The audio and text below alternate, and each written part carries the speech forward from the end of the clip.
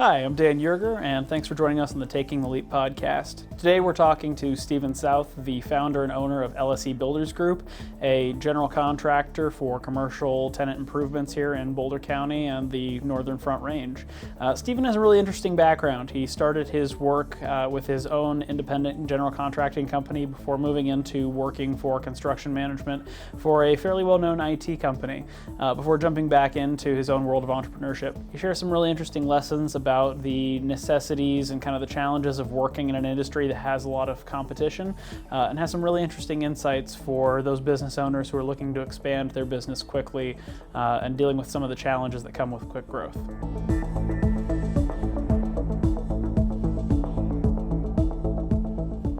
Well, Stephen, thanks for taking the leap and being here on the show with us. So I guess I'll just start off by asking, tell us about yourself and what your business is. Yeah, thanks for having me. So my business is LSE Builders Group. We specialize in commercial remodels and work all over Boulder County, including Longmont, Lafayette, Louisville, City of Boulder itself. We don't really do a whole lot of ground up construction. We don't really do a whole lot of residential remodel. It's commercial interior, what we call TI, which is a tenant improvement. Sure. And that really is a specialty that you started with or that you grew into? That's a specialty that we really grew into. We knew that we wanted to do commercial remodel, but when we started, it was kind of a capital push to do as much residential as we could, and then to switch licensing or upgrade our licensing, and then be able to move further into the commercial market, which probably took about 1.5 to 2 years to Sure. fully transition to commercial. Sure. So what would you say is kind of the mission of LSE Builders Group? What drives having your own business to do tenant improvements? So that's probably evolved over the years. Sure. At this time, I would say that our mission is to be a stable presence in the commercial remodel market. There's a lot of ambiguity when it comes to people or businesses wanting to do construction, fit their space to their needs, and how much is that going to cost and where do they start. And we just really want to present the true value of what all those things are. We want to present a process that actually gets people at a starting point and to a finishing point as quickly and efficiently as possible. Sure. Well, say more about that, because I think a lot of stuff around kind of renovation, building, construction, all of it, sort of invisible magic, right? There's just a blank room. You go in, you talk to like an architect or a designer, some engineers, you hand over plans, you get bids, you leave, and then you come back, and somehow magically everything just sort of seemed to have happened. Or at least it seems like that for somebody who's not kind of in the day-to-day. So can you talk a little bit more about what it really means to be a stable presence in that process?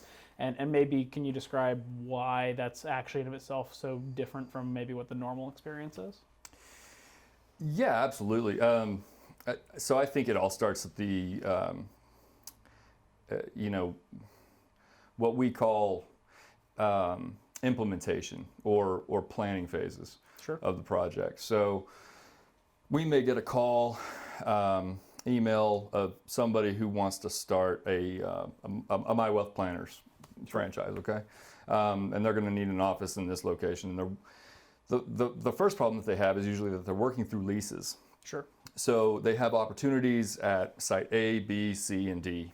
And every site has a different financial piece to it, how much it's going to cost. Every site has a different location piece, and that's all for them to work out and make a decision about what's best for them.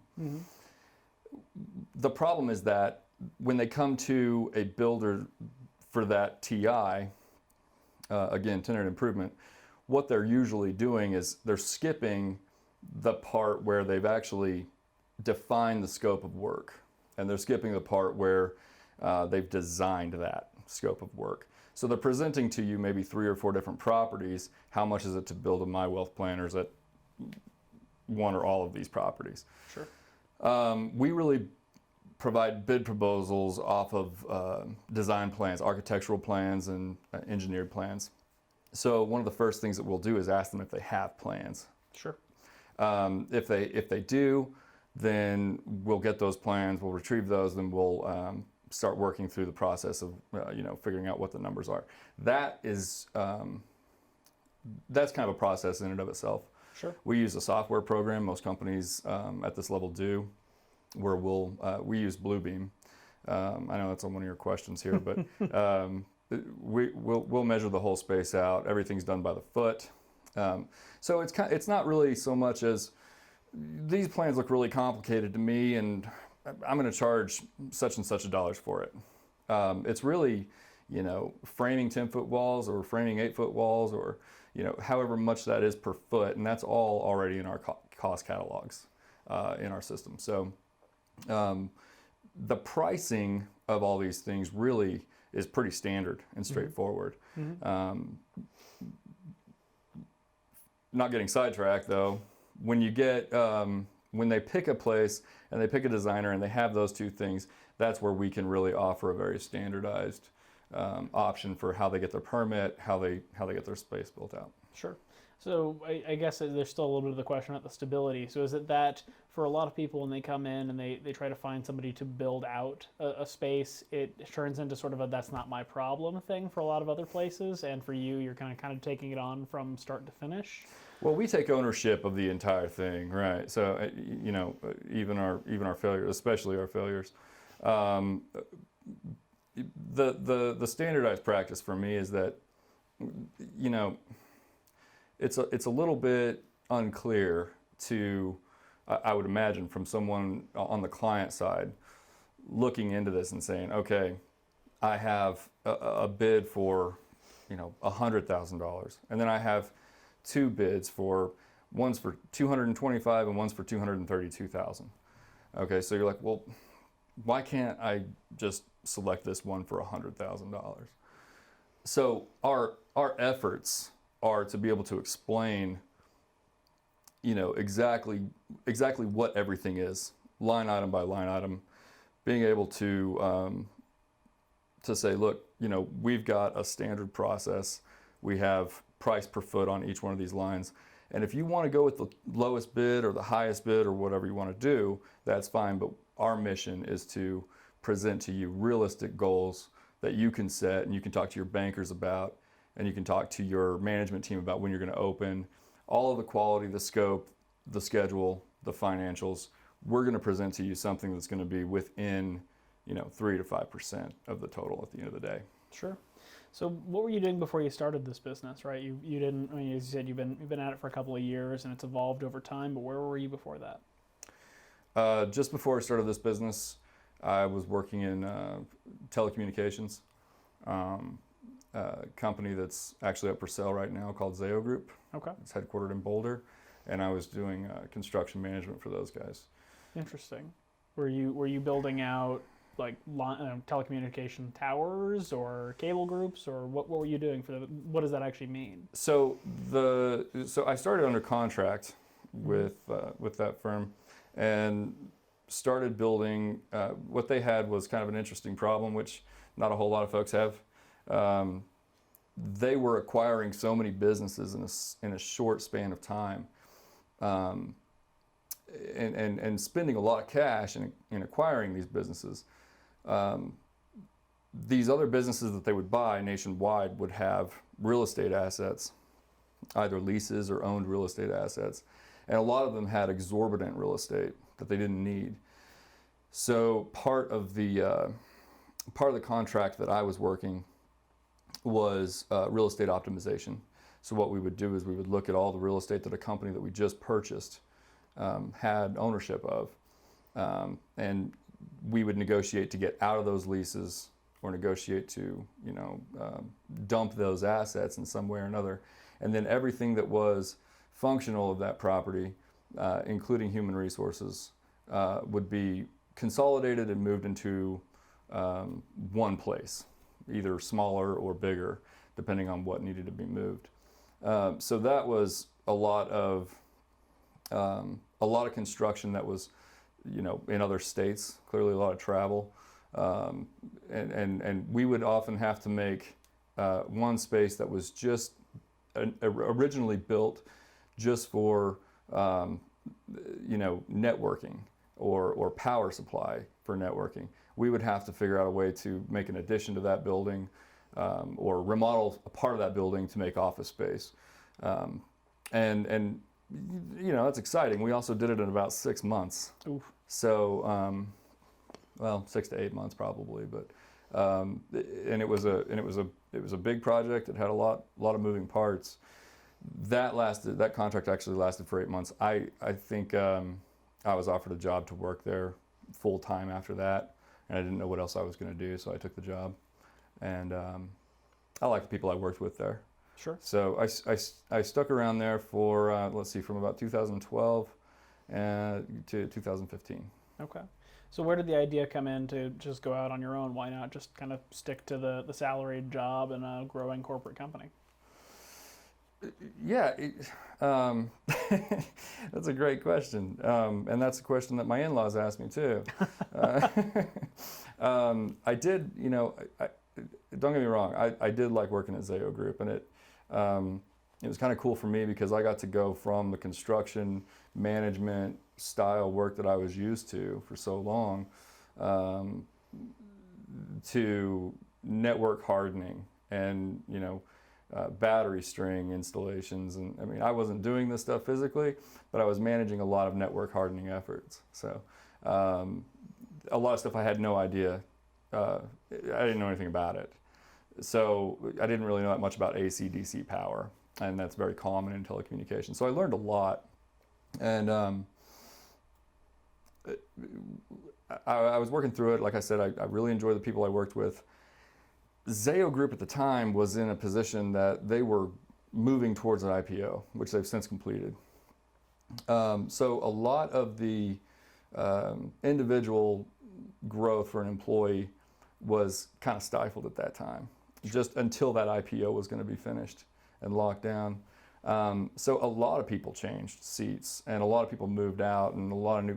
I would turn around, I think, about the time the IPO was happening, and I didn't recognize anybody. I have to admit too that I ran a small contracting firm before this, before Zayo Group.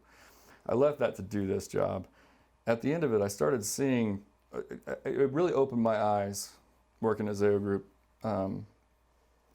about how business is done on a bigger level, because I was used to the smaller transactions, $5,000 of framing, and maybe $10,000 for a framing labor job or something like that, or some trim carpentry, for a few houses here and there.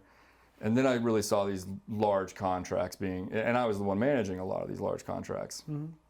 So I had just had a baby, saw credit card debt kind of going like this, and kind of trying to figure out, what my next move was. And I don't know, I tell people this too, and they sometimes they believe me, sometimes they don't. If I was in my position right now, since starting this business, and you told me to quit my job and start something else with the limited amount of savings that I had at the time, with the very limited amount of planning I had at the time, I'd say you're crazy. I'm not doing that. Back then, it made sense because I didn't really have a whole lot to lose. So yeah, I jumped ship. I made a small plan to do it. Like I said, my in-laws found out about it. My brother-in-law, both in-laws, and my parents. And out of everyone that I told that I was quitting my job, I had a 6-month-old baby girl, and all of them said, all but 3 of them really said, I don't know if this is such a good idea. You should really think about this. You should hit the brakes. But my personality is not really conducive to that. I just kind of jump in. So, as you know, you've helped me with some stuff. So yeah. So I mean, you kind of indicated some of the impetus, but did you do anything really to prepare to make that jump into starting your business, or did you just sort of decide I need to do this now or it's not going to happen? I want to answer that truthfully. So I didn't really do a whole lot to prepare. One of the reasons I didn't do a whole lot to prepare was that I was still working full time at another place. So I was still full time employed. I did, however, start the company and the website kind of at night, by myself. And I started a few things here and there. I got a logo going. I got, that basic kind of core stuff that you may or may not know to do if you're about to start a business. Sure. Another thing I did was I got QuickBooks. I stopped by an accountant here in town who put all the what are they called, the cost codes in for me, and kind of set up the whole, because I knew that what happened with my first business, which started many years ago. I knew one of the biggest problems was trying to retroactively manage the money in the accounts after the business had been going for 2 or 3 years. And that's a nightmare. Sure. And that's survival money, really, because you're working as hard as you can, and you're doing the physical work, and you're trying to get all the new jobs set up too, and then you're trying to manage the business money and stuff at the end of the day, and it just doesn't work. So I knew I didn't want it to be like that. Sure. So getting those core things set up, probably the most important thing I did was I talked to a couple of other guys who had already done what I wanted to do, and they were in positions that I could have seen myself being in 5 years from now, which it's coincidentally about 5 years from that point. But I think that a lot of people would say, well, I need to plan. I need to have all these things outlined. I need to have a big, healthy, fat savings account in order to dip into for when things go bad. I didn't do any of that. Sure. I think I had about $3,000 probably. That was actually real liquid money, which is foolish. I mean, Sure. Don't get me wrong. But I was talking to one guy who was kind of became a mentor to me, who'd done a lot of this kind of stuff, with a lot of different businesses. And I was on the fence still, sort of. And I asked him, we were talking about something, and he gave me an answer, and the answer indicated to me that I said, well, it sounds like that you're saying that I could just go out and start making money right now, because I had this idea that it was going to take me a long time to make money and be profitable. And he said, well, hell yeah, this is America. Get out there and make your money, and so that was really kind of what tipped me over the edge too, to say, yeah, we should just dump the weight and get in there. Sure. So what ended up being the hardest part of the transition, right? I mean, you said earlier, if you looked back at it now, you'd say it was crazy and you shouldn't do it, but you did it. You're still doing it. You're still here. So obviously that wasn't a smooth path. So I guess what was the hardest part of all of that? The hardest part of starting the business? Absolutely. Being taken seriously. Sure. By, not only your clients, but your vendors, your suppliers. You have to understand too, and this is something that I think drives a lot of people out and right back to the job they came from, maybe. Because I felt it. If you have these grand visions when you start these things, right? Sure. You're like, I'm going to be, in a year, I'm going to be doing this and this and that, and I'm going to sell this much work, and I'm going to hire these people, and I'm going to get this office, and all that stuff is great. Optimist, attitude about it all, and all that. But you have to understand too that whatever business you're starting, there's competition in those arenas, unless you're starting something completely proprietary, which is unlikely. Yeah. Right? So there's already people working in those industries. They're already doing what you say you're going to be doing. The clients already have points of reference to go get what they need from these people, and those people also have all their connections made up in supply and everything that they need to do these jobs. They don't need you. Sure. So when you start out, don't be surprised if people are like, who are you? Who is this? And you just can't seem to get them to call you back, because that's just part of it. You know, you've got to be able to keep showing up for work every day, keep Sure. making the phone calls, keep pounding the pavement, and not get your feelings hurt about it. Sure. Was there any particular project or moment or occasion where you really felt like you got past that, where, you know, you said, I'm, you know, Steve in LSE Builders Group, and everybody said, yep, and it was just fine? Or is that something where you're still kind of waiting for people to go, who are you, every time you give them a call? Yeah, didn't Sigmund Freud write something about this? The id, or the sense of self, or whatever? It's possible. No, yeah, that's a good question. I mean, I feel like as things have moved forward, you know, I feel like people know more, you know, about who we are as a company. Mm-hmm. But as far as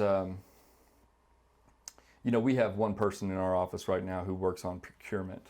Sure. Material procurement, and this person has many contacts, and they all know who she is. And you know, when she needs doors, frames, hardware, she needs drywall, she needs studs, she needs whatever she needs, she has a point to go to for that. They know who she is. They have an account set up for her. She knows their pricing. They know her standards, and that just works. You know, a lot of people know Chris Beardsley, who works for me. He probably knows more subcontractors' faces and phone numbers and emails than I do, almost undoubtedly, and they know him very Sure. well. And in fact, that's the reason that he's been able to get a lot of things done, and why he's been so successful, is because people want to help the guy. Sure. He's got a management style that, you know, he's not a pushover, but he's also he makes people want to help him. And then, you know, everybody at my office has become kind of start developing their own book of contacts, and they all kind of know their own people. And I certainly know a lot more people since starting this business. Sure. And I think they know me too. Mm-hmm. I like to think they do. I guess I'm here, right? Sure. You know me. Yeah. Yeah, but I mean, we definitely get taken more seriously too, but just because of our portfolio. Sure. The portfolio's increased dramatically, and you know, we've got a good reputation for finishing things we start. Very nice. So, I mean, obviously those are things that just get developed with time, right? You don't get to just know people overnight. You don't have a portfolio overnight. So what advice would you give to somebody who is trying to start a business like yours? Yeah, right. There are no overnight success stories. They do not exist. And you know, I remember seeing businesses, and I mean, since we were talking about Zayo Group, that's one of them, right? Where it seems like that was just an overnight boom, you know, billion-dollar business. I mean, a lot of people don't know what happened before that. Sure. A lot of people don't know the financing setup and everything else. So there's just no such thing as an overnight success story. And it's aggravating, and it's the last thing I would have even listened to when I started my business, is somebody to tell me this is going to take time. I didn't want to hear that. Sure. And you know, if I was going to tell anyone who was starting any kind of business up, I would tell them the same thing. I'd say, you know, it's going to take time, but don't be patient.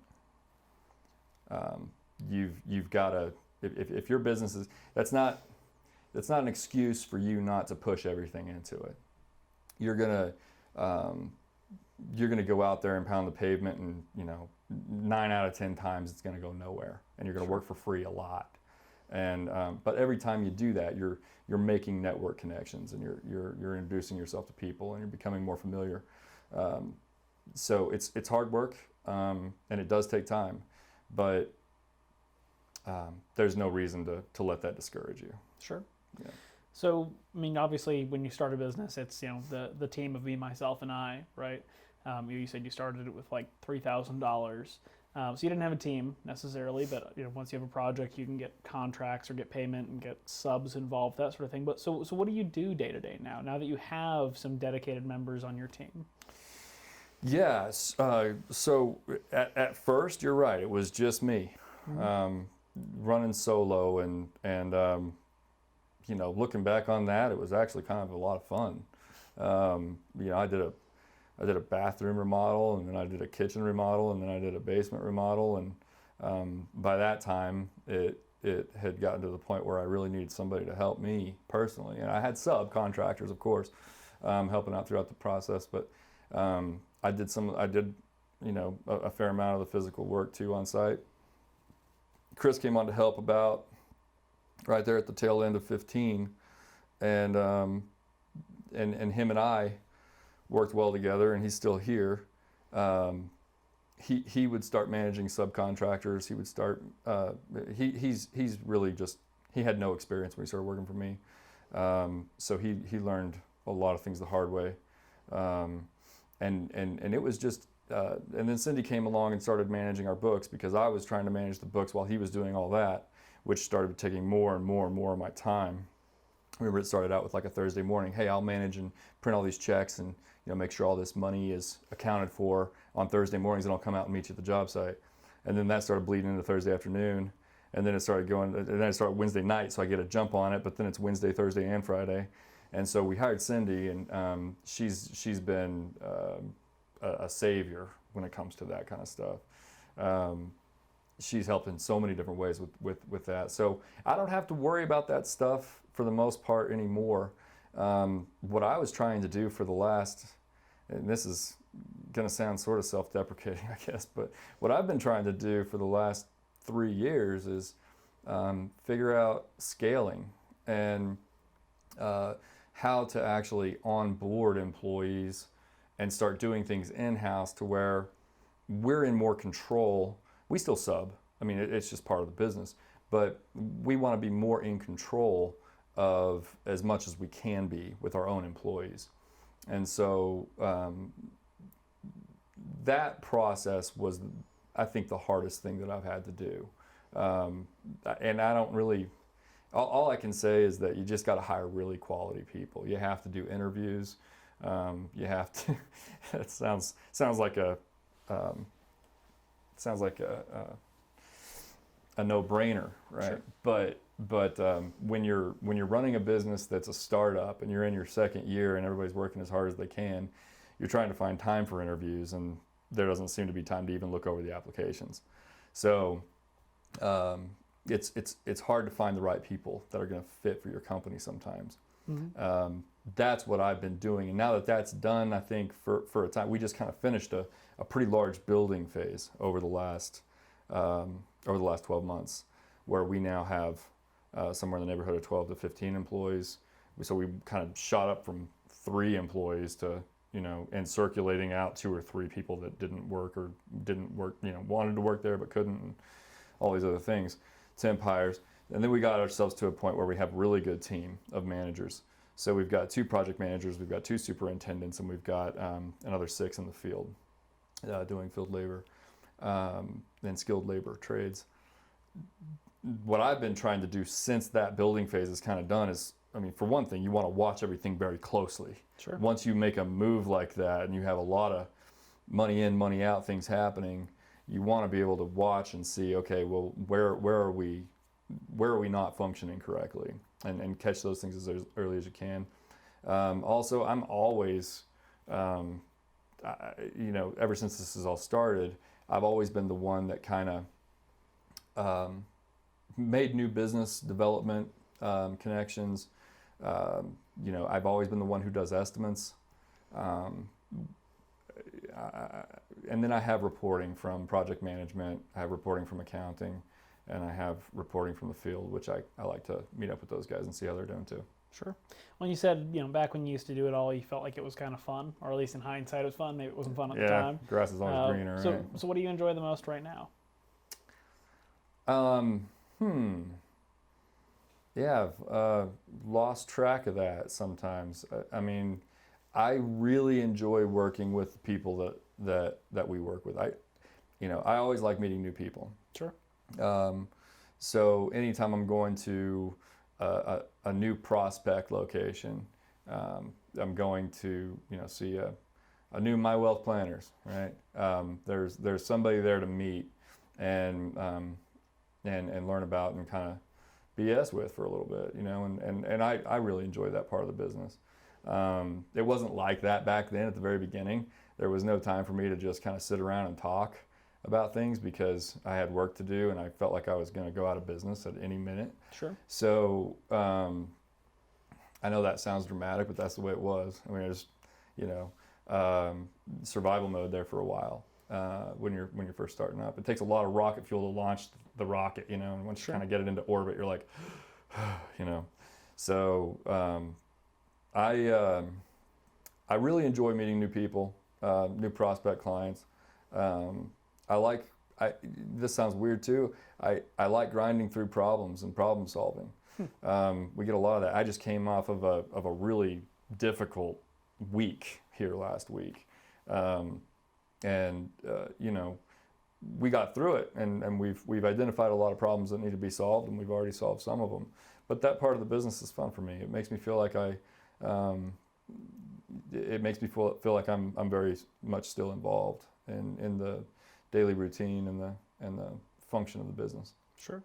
So beyond just having a great team, great people, what sort of resources do you really kind of try to get the most mileage out of? I think you mentioned some Bluebeam earlier, but what other tools do you really use? Bluebeam is a game changer for anybody in the construction market or the construction industry. That's the software that really allows you to go on to plan sets and mark them up and change things and put your notes in there and measure things and all that kind of stuff. It's also a pretty fun program. I'd imagine it'd be a really good program if you were a criminal and you needed to falsify a bunch of documents or something. It's scary how much you can do with it. The other program we use is a platform, and Bluebeam's not like an online program. That's just a really big program that you download to a computer that may or may not have the memory for it. The other one we use is Buildertrend. That is a online platform. Has some CRM components to it. It has some project management components to it. So everybody on your team, it'd be like similar to Salesforce. Okay. If folks out there listening to this have worked with Salesforce, then everybody on your team can go into any project. They can open files. They can look at documents. They can manipulate schedules. They can change things. They can add subcontractors in to notify them about change orders approved or denied. Sure.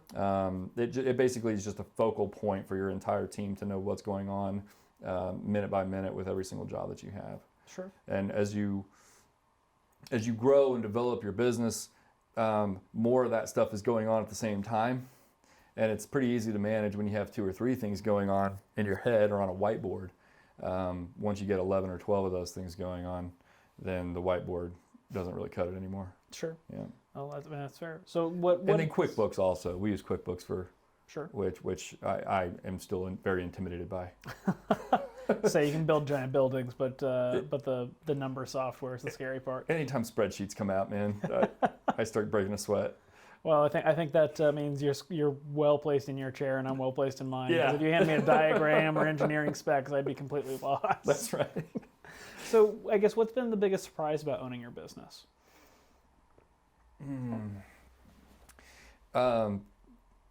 Yeah, I remember this one. All this has been memorized up to now. Now I'm drawing a blank. That's been the biggest surprise. That question. That question. Didn't see that one coming. The video part of this. I think that the biggest surprise to me at this point has been just, these businesses you start, they kind of become, I guess it's why people say it's your baby, right? And I don't really like that. I don't really particularly care for that term, but they do kind of become like a child to you in Sure. many ways, where they act up and misbehave and you're not really sure how to convince them to, that what's best for them. And, and I'm not talking about my employees, I'm just talking about my business as as an infant, or a toddler, more like it. But you care for them so much, it's this thing that you started and only you cared about. And as I said before, nobody else needs me, right? Mm-hmm. Nobody else needs my business when it starts up. Nobody else knows what it is. Nobody else cares. And that's just the brutal, hard truth of the world we live in. Sure. But to watch other people come in and get involved with it, and to watch other people start to care about it, as if it matters to them, because it does now. It's part of their life as well now. It provides for them, and so to watch people kind of develop loyalties to it, and that's been very surprising to me, because I remember I was in a team meeting a few weeks back, and there was a lot of people in my office talking about all these things, and I couldn't help but think, but like, man, if this was 5 years ago and I was by myself, I'd be up a creek, man. There's nothing I can. But thank God all these people are in here and they're doing what they're doing, and they care enough to do it. I just had probably 6 weeks in a row where we had to work on Saturdays for at least 5 hours every Saturday, just because of the amount of work that we're trying to push out right now before the end of the year. And every single person on my team has done so without complaining, without whining, without throwing a tantrum. And I wanted to throw a tantrum, right? So just the way that it's grown in the past 4.5 years, and how many truly great people have come to work with this business has been, I just feel really fortunate. It's very surprising. Well, I think it's a big place to take it. So really, every business is growing, every industry is changing. It seems like the advent of the internet really just turned everything over 20, 30 years ago, and right. Now everything just seems to change every 5 years. So, if you were to go out 30 or 40 years, what do you think your company looks like, or your business looks like? Oh, wow. 30 or 40 years.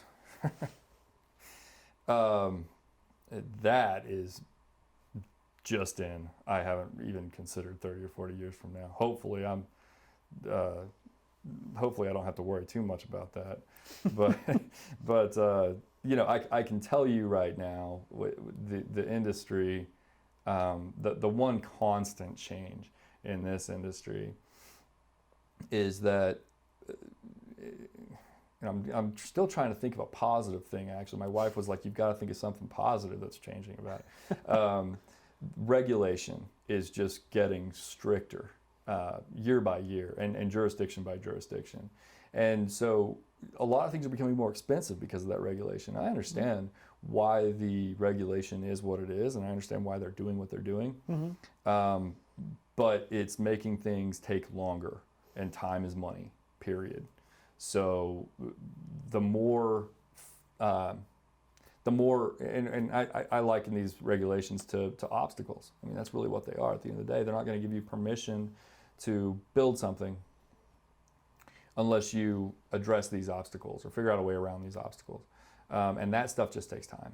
So, for that reason, as we develop into a new modern era and figure out cleaner ways of doing things, safer ways of doing things, more equipment comes into that, and I think the ultimate end game is a better world, because we have more efficient products. We have more efficient water heaters and furnaces, and we have cleaner energy sources, and different odds and ends that are going to make the world better. But at the moment, as we go that direction, the regulations stack up as well.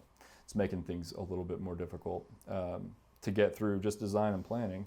And that's the way it's always been, and that's the way it's probably always going to be. Sure. So I guess what do you do with that in the meantime? How do you adjust for that? Do you just assume every project's going to take 3 months longer than it should, or is there some way that you kind of get ahead of that as a business owner? Well, I think that there's, I've thought about this a lot because I've made the mistake myself of, I've gotten trapped into a cycle where I'm kind of participating in a project as an owner's representative and not as a general contracting firm. So what's happened is I'm starting to go over to, the office of Boulder County or City of Boulder or City of Longmont or whoever it may be, and I'm discussing with them, what we're doing, and I'm basically going to bat for the client about, when we're getting this permit, what we have to do to get it, and addressing all these comments. That stuff takes a lot of time, and so I've thought about it, and I've said, we're not really a design build firm. I mean, we don't have any architects on staff. We just build things. So, have your architect call me when the permit's ready. That's one way to deal with it, right? Is to say, yeah, I'll build it when you get a permit, and I'll go pick it up for you and pay for it too. But I don't go out there and really focus on how to get that or how to appease the jurisdiction with what they want to get that permit.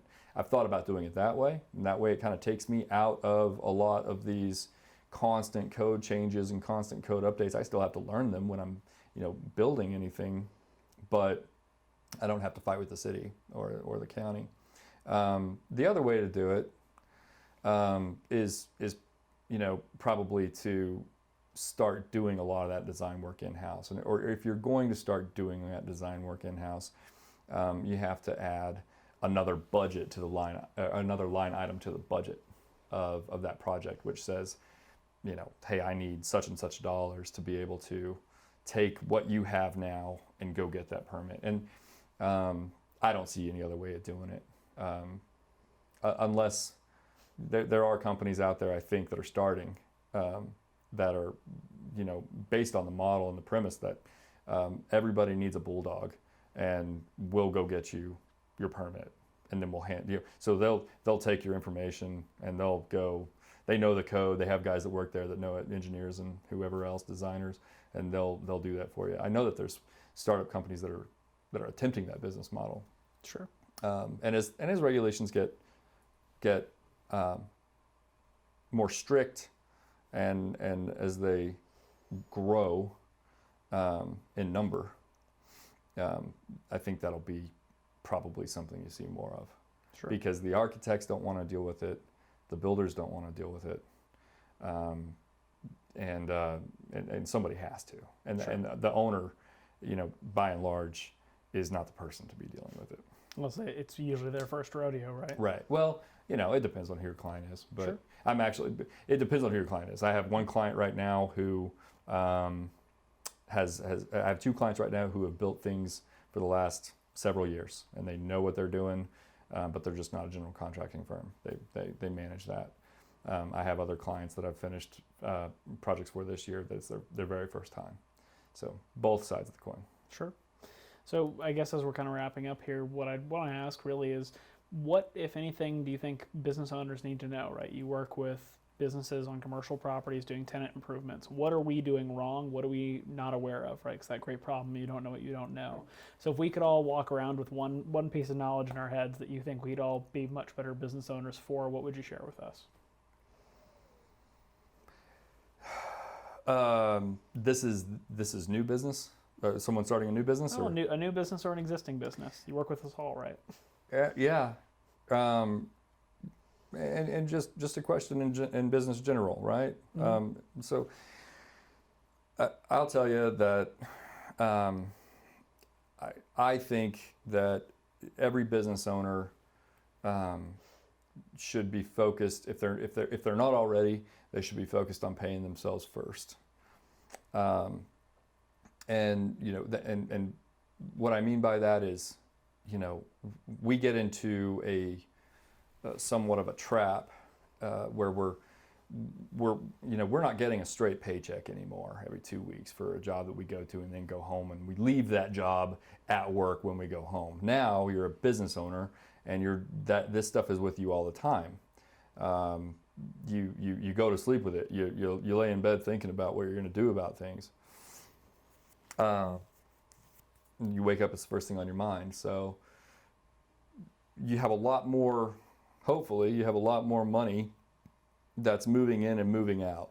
So it's coming into your company to be able to pay for things for different projects, and you also have employees and everything else. So what happens a lot is you skip the part where your company makes money in order to get things done. And I've done that. I've read a lot of stories about people doing that, articles about people doing that, and it's just a bad habit to get into. So I believe that when money comes into your company for work that you're being contracted or somehow authorized to do, you should take the percentage of that money that you know you're going to have to pay overhead and taxes and insurance and everything else with, and you should just carve that off right then and there at the very start and pay yourself that money first. And then you take what's left over and you go use that money for the project or whatever it is that you need to do, paying your employees or whatever else. I think that's a Dave Ramsey technique, which is where I got it. But yeah, so and I don't believe everything that he says. He's a complete debt-free guy, and I am too. I don't like debt either. But if you're going to be in business, at some point, sooner or later, you're going to have to take debt. Sure. Debt's a tool, right? Sure. So, but pay your bills. Yeah, you have to pay your bills too, I think. Last time I checked. Yeah. I haven't turned my lights off yet. Yeah, looks like they're working good. So far. Yeah. So I think pay yourself first. And, I guess more on the therapeutic level, I've been both sides of this where things are going really, really well, and I don't know how we're going to get all the work done that we've been contracted to do. I've been on the other side where I'm in the office all by myself, and it's really, really quiet, and the phone's not ringing, and nothing's happening to my email. And I'm not ashamed to say that. That's just part of starting a business and being in business for yourself. There are times where you do not know where the next paycheck's going to come from. And sometimes that time is extended much longer than you want it to be. So having emergency savings, cash reserve, sure. Being out of debt personally for yourself is healthy. And I'm not talking about mortgages. I'm talking about car payments, credit cards, anything that's just, a debt that you have that should be off of your books, and clear that stuff out. And then when you do suffer those times that are extended longer than you wish, where the phone's not ringing and you feel like a failure and you're embarrassed about what everybody's thinking about you behind your back because you can't sell anything, and this goes on and on and on, and your head starts messing with you. Just the best advice I ever got from that was from Cindy, who does accounting in my office, and she said just keep showing up to work every day, and that's all you can do at that point. You keep showing up to work, keep doing what you're doing. Eventually you'll crack the code. Well, I think it's some good wisdom for all of us. Thanks. Stephen, thanks for coming in today. Thanks for having me. My pleasure. All right. Taking the Leap is filmed in Longmont, Colorado. Produced by Jeff Zimmerman. Audio and visual by M3 Films. Taking the Leap is a program by My Wealth Planners, an independent, fee-only registered investment advisor.